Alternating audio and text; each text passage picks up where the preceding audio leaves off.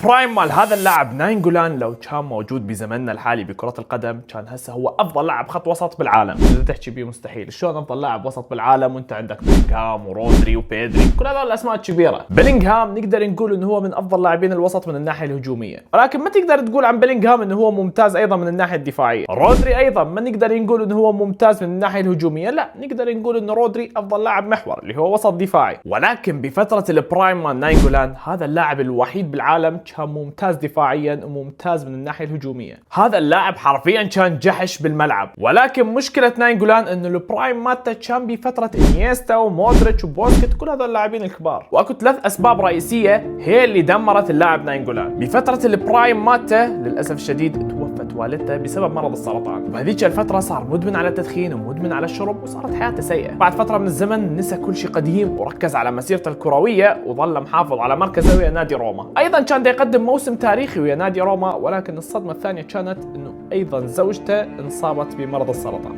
فترك كرة القدم فترة على مود يهتم بزوجته بهذه الفترة الصعبة. رجع على ادمانه للتدخين والشرب وكل العادات السيئة هاي. بعد مرور فترة رجع يلعب ويا نادي بالدوري البلجيكي، ولكن باحدى المباريات كان هو بدكة البدلاء لزموده يدخن فيب. كل الناس صورت هذه اللقطة وكانت هذه الحلقة الأخيرة للاعب ناينجولان.